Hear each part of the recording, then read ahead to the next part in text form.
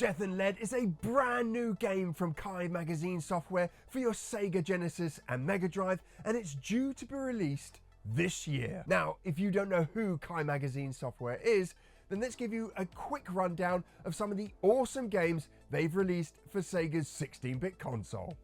It started with Metal Dragon, a top-down Akari Warriors-style game with a Metal Gear Solid parody storyline. Then came the Metroidvania-style game Life on Mars, which saw you take on an alien-infested Martian base. Its sequel, Life on Earth, was up next, and the gameplay switched to an arcade-style action run-and-gun, and has one of my favourite soundtracks of all time for the Sega Mega Drive.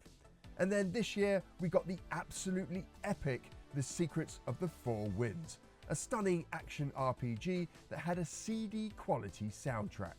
Kai Magazine Software has been going from strength to strength, and Death and Lead looks to push the studio even further with one of the best looking arcade games I've seen in a while for Sega's 16-bit console. Now, the game is still in early development, so early that they can't even send me a demo yet, but they have sent me footage of the game and soundtracks and a breakdown of the gameplay.